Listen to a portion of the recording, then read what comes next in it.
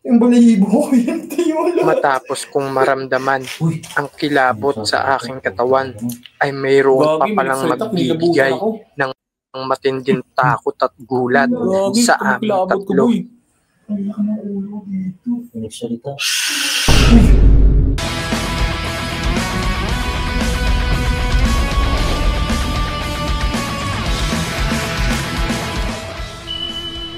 Hello YouTube! Boss Moki here. Welcome na naman sa ating Green Minded channel kung saan nagre-review tayo ng mga paranormal videos.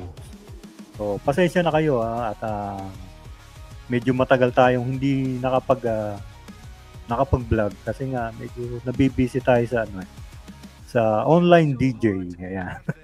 Para alam nyo. So eto, may nag-request lang sa akin at actually, matagal na nila sinasabi sa akin ito. Pero ngayon ko lang na magkakaroon ng oras na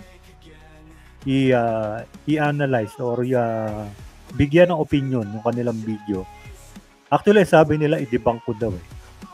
Tingnan natin, pero hindi ko naman maipapangako na madidebunk talaga natin.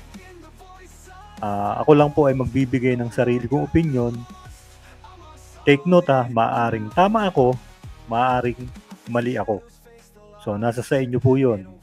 Kung meron kayong mas magandang paliwanag, pwede kayong mag-comment down below. At babasahin po natin yan. So, ilutin ko ito po ay opinion ko lang. Sariling analyzation. Hindi ko po sinasabing tama ako. Maaring tama ako. Maari din naman pong mali ako. So, let's go. Ito po ay video ni Sir Teng TV. Kasama niya dito si Boss Benok TV at saka si Boy Patatas. Ito po ay mga ghost hunter na medyo ang style nila is comedy. So okay naman, okay yun. So tingnan natin yung kanilang video.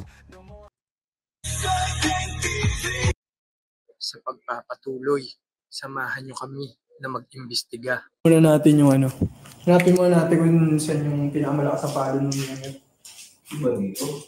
Wala, lipat na. hanapin muna natin palo nung mga guys. Hindi siya papalo. Ayaw mo napakalakas. Yun, sobrang lakas naman yun. Alam mo, hindi kita yung green. Ang title ng video na ito ay Paranormal Investigation sa Abandoned Factory. So, hindi ko alam kung saan ito. Basta sabi, i-reactan ko lang daw. Tingnan natin.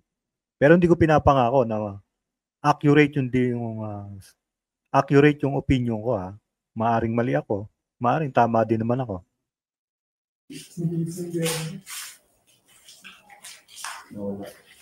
Makikita na wala kaming dalang ibang equipments maliban sa dala naming EMF, REMPA. Parang may ginagaya ka dito Just clean, Mr. Katuklas. Isa style niyo mga yan Ewan ko sa akin lang yun Tingin ko lang okay naman yan. Okay naman yung voice over na yan. Wala namang problema dyan. Kaya lang dapat ang sa akin lang dapat gumawa kayo ng sarili nyong identity. Hindi yung makikilala kayo dahil gumaya kayo ng ibang style. Sa akin lang yun Anyway, nasa inyo naman yan. Kung okay kayo sa ganyan, go lang. Walang problema doon. Pad at mga cellphone. Na bulabog Bulabog ka dito. Magano tayo. Testing ko kapayin ko nandito pa. Testing ko kapayin ko nandito pa tol. Kapayin mo. Gamit ang EMF ay hinanap ko ang spot kung saan ito ay aktibo.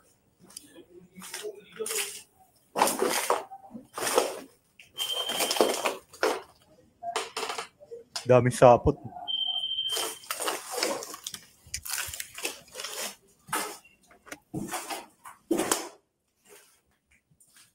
Sama dito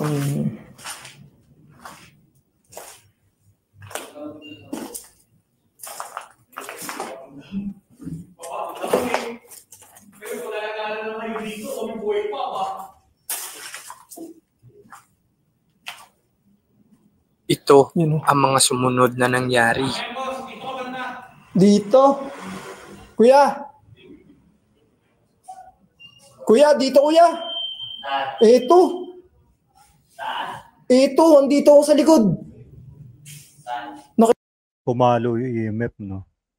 Eto, bibigyan ko lang kayo ng idea. Pwede yan. Pwede na mga, malay natin, meron nga dyan talaga.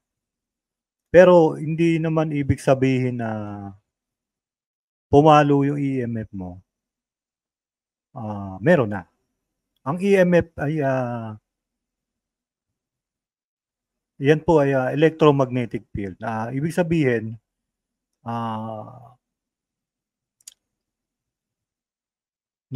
nase-sense niya yung ano.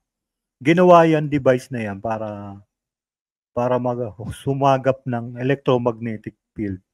O kaya nga EMF ang tawag diyan eh. So maraming electromagnetic maraming pwedeng mag-trigger diyan. Unang-una, yung baka ang cellphone nyo isa naka-on o naka-on yung hindi siya naka-airplane mode. Pero I doubt na matatagal ng ghost hunter itong mga ito. So, ialis na natin yung cellphone dito kasi nga alam naman nila yun eh. Pwede ring signal ng pwede ring may kuryente diyan. Di ba? So, pwede ring may dumadaloy na kuryente. Pero abandon ito eh. Hindi ko alam kung may kuryente pa ba diyan, kung ano. Baka may power source diyan na. Kasi itong EMF na to, dinesign ito para makasagap ng electromagnetic field. At ang multo ay pinaniniwalaan nila. Hindi pa kumpirmado pinaniniwalaan pa lang na gawa sa electromagnetic field. Hindi pa yung kumpirmado pinaniniwalaan pa lang. So hindi porke umiilaw yan multo na. Maraming pwedeng mag-cause diyan. Diyan yung spot ng signal ng cellphone or meron siyang na-detect na power source. Di ba? Pero mali naman natin, totoo nga naman, di ba? Kasi nga, pinaniniwalaan nga yan na nadedetect din niya yung mga entity or mga kaluluwa. Di ba? Yung mga hindi natin nakikita. Maaari naman totoo. Pero sinabi ko lang kung paano pwedeng umilaw yan. So, tuloy natin. Steady na rito. Nasa orange no. Bukasan nyo ilaw kuya, sobrang liwanag. Ay, naka-steady oh.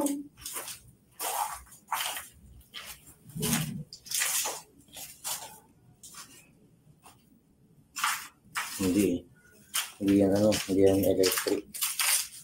Ayan oh. Oh, ayan oh. Nawala oh, ayan oh. Oh. Magbawas tayo ng ilaw lang. Ayan oh. Walang magtatanong ng kung may kasama tayo dito Hayaan nyo silang umano dyan. Ay, nagpupula. Takot eh. Kusa siya magre-react eh. Ayan oh. Oh. Napalo siya dito. Nung meron sa lugar.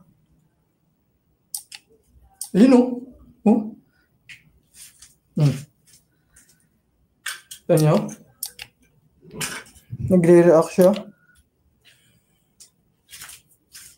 Ay, meron dito. Puan natin dyan sa baba.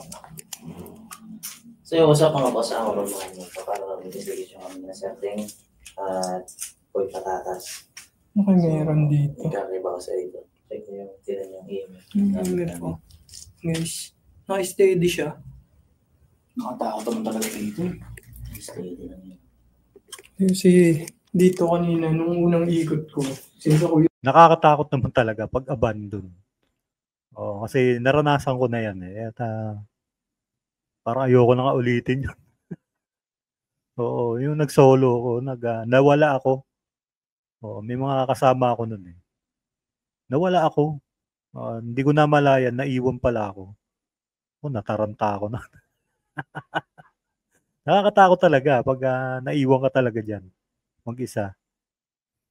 Yung unang pumasok.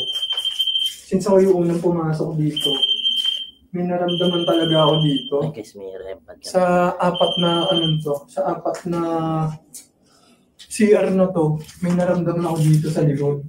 At hindi lang kasi basta parang paramdaman lang dito. May naramdaman din akong may naiwan na ibang energy dito. Parang mabigat. Yung parang sobrang lungkot nung yung dito. Iba ambience? Iba ambience. Dark yung ambience. Green yung EMF natin. Hanapan natin ang hotspot.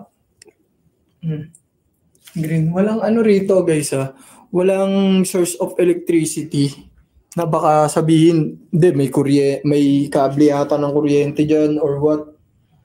Baka kaya nailaw yan ng ganyan.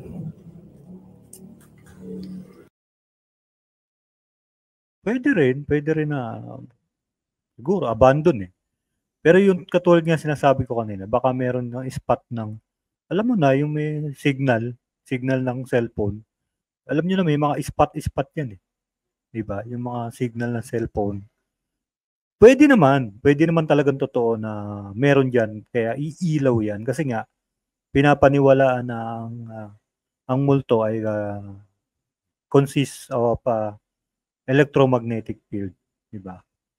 Pwede naman totoo, pero yung other side naman ng explanation is baka naman meron talagang spot ng cellphone o signal ng cellphone, globe, smart, na malakas siya doon sa spot na yun.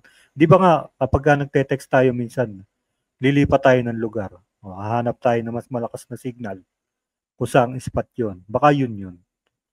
Ewan ko, hindi ko sigurado, pero pwede yun. Pero pwede namang nakaka-detect talaga siya. Pwede namang nadidetect talaga niya.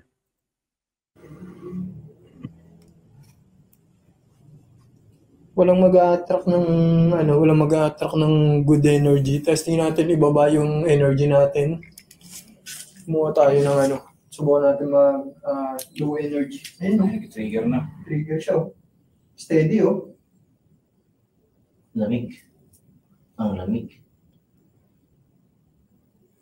Dito kasi kanina may naramdaman akong bukod sa bata, may iba pa tayong kasama dito.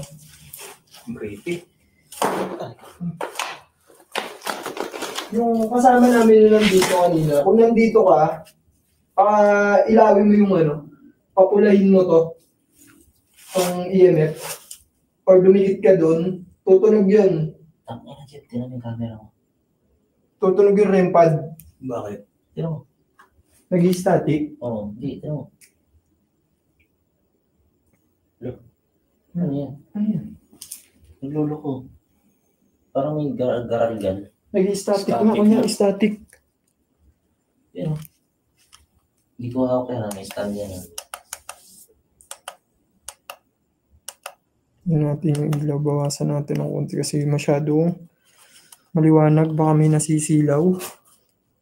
Yung kasama namin yun dito, pwede mo patunogin yung kulay-kulay na yun. No? Lumapit ka dun.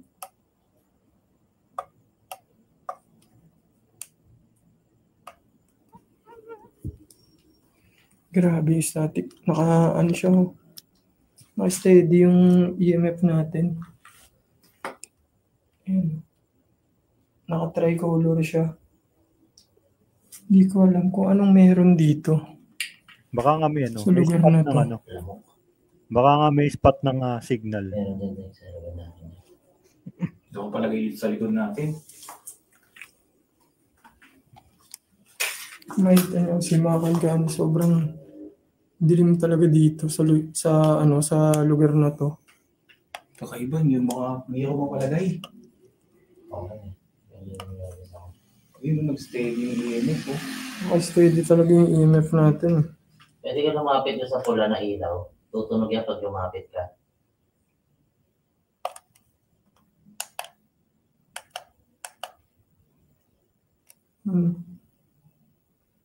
Wait, ako nang kaya?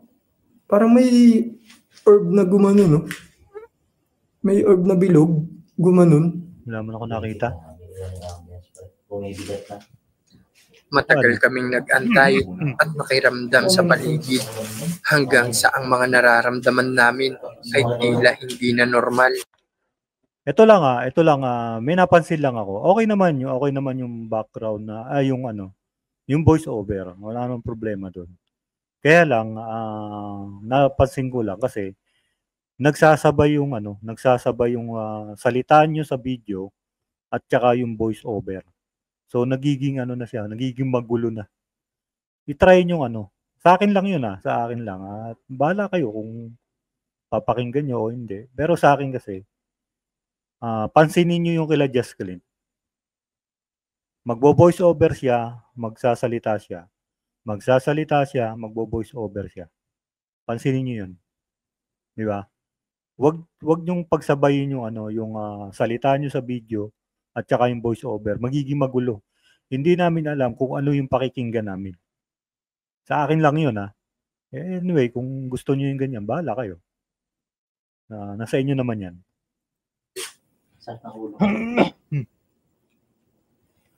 Steady, oh. Steady siya. Tol, subukan mo nga ito lilipat, tol. Ba, mamaya sabihin nila may nasasagap lang na something yun dyan. Testing mo ilipat ng pwesto, tol. Tara, EMF? Oo, EMF. Ayun o. Tinan mo yung EMF po, namamatay-matay o. Gago, hindi. Huwag yung para naman. Nandyan siya. Huwag ginang galawin. Pwede naman, Yun. Ayun o. Dahil nandito ka, pailawin mo nga ulit yun doon sa dilaw. Diba? Ayun siya o. Ayun o. Creepy. Subukan natin lapit ng konti yung Dagdag nervous pa yung kung may device ka. Oo. Subukan natin lapit. Uy. Ano yun? Ano daw?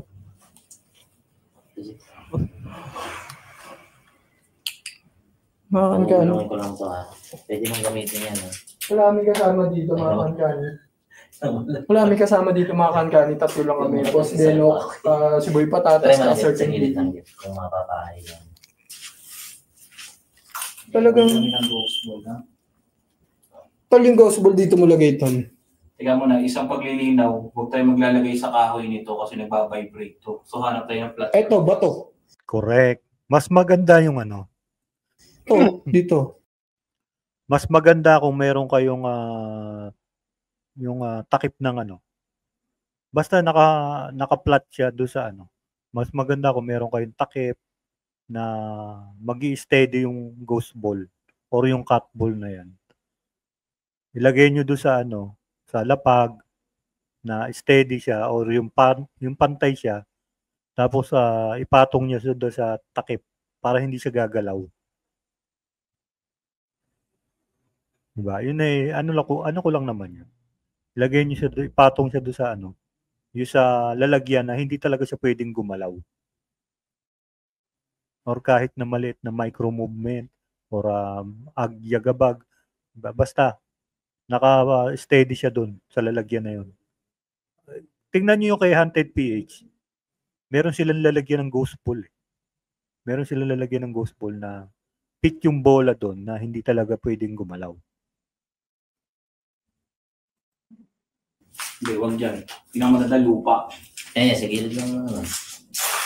May lupa din dito. Yan.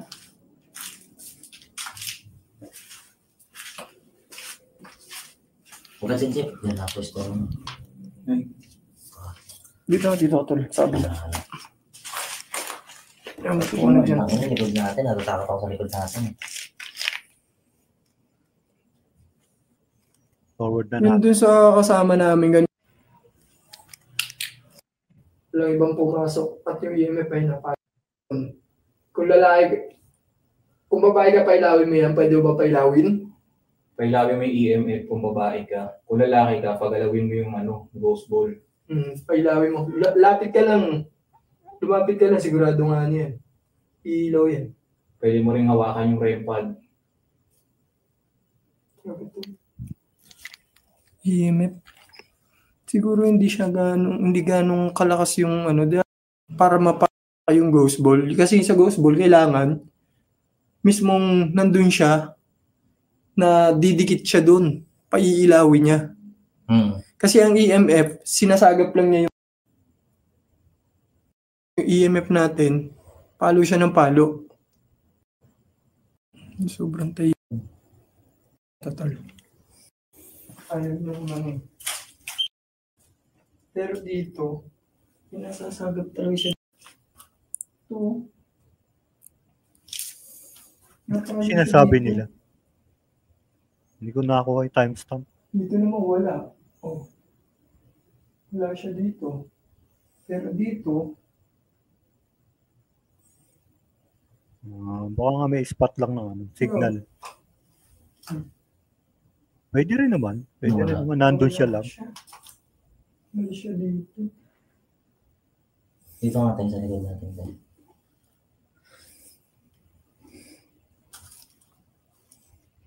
Ito. Hindi siya, nakatayo siya dito sa harap natin. Ito. Nararamdaman ko.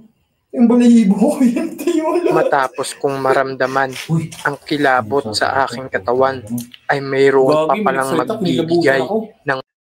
Tingnan nyo, no? Para sa akin magulo. Kasi hindi ko alam kung ano yung papakinggan ko. Kung yung voice over ba o yung nagsasalita sa video. Anyway, trip nyo yan eh. Tingnan niya natin to. Baka ito na yun. Ang matinding takot at gulat sa aming tatlo. Ang laki ng ulo dito. Nagsalita. Uy. Ano yun? Nagsalita. Natin, isa pa. Aking katawan ay mayroon pa palang magbibigay ng matinding takot at gulat sa aming tatlo. Ang laki ng ulo dito. Nagsalita. Nagsalita. Parang some kind of ano. Ang lakas kasi ng pickup ng microphone nila. So, pwedeng ano, sa video, napakalakas na talaga. Kasi ang lakas ng pickup ng ano niya. Alam ko nakaboya sila eh. Tama ba ako? Nakaboya ba kayo? Tingnan natin kung ano nga ba yun. Ang lakas ano, ingay. Ito pa. Nagsalita. Strange noise ano. So, wait lang hanapin natin yung ano. Parang ano eh. Parang pusa na galit na parang ewan ko. Tingnan natin. Hahanap ako sa YouTube na pwedeng kapareha niya. Ang tunog niya. Eto, meron ako nakita. Hindi ko sinasabing ito Hindi ko sinasabing ito nga yun. Pwede lang. Hindi ko rin sinasabing magkamukha. Pero pwede lang. Kasi pwede naman tayo magkaroon nito eh. At lalo na sa mga abandoned places na hindi naman masyado maingay. Tingnan natin yung sounds Faced bar now has a horrific screech. Lakas natin nakala todo na pala. Litin pa natin.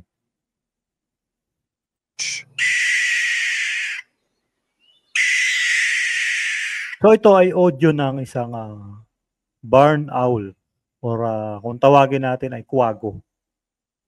So, isa pa, ulitin natin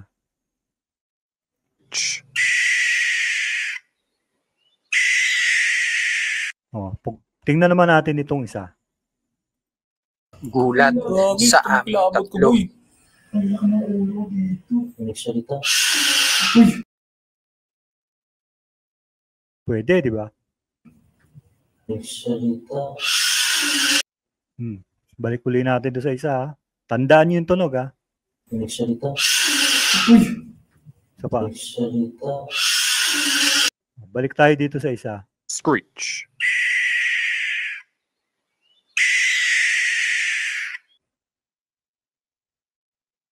Di ba? Medyo hawig sila, di ba? Hindi ko sinasabing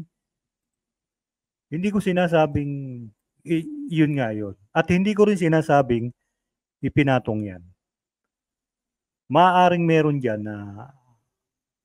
na ano tawag doon? Kwago. Hindi natin alam, pero katunog, di ba? Ito lang yung palagay ko, Ito lang yung sa akin ay tingin ko. Di ba? Humanap ako ng pwedeng maging source ng ganun, ng katunog niya. Hindi ko sinasabing pinatong yan. Hindi ko sinasabing dinaya yan. Ang inano ko lang, kaya ako pinakita sa inyo yung tunog. Baka mamaya meron kwago nga dyan. Baka mamaya meron nga dyan na bumabahay na kwago. Kasi kung titingnan ko naman, legit naman yung ano nila. Legit naman at mukhang hindi naman ipinatong.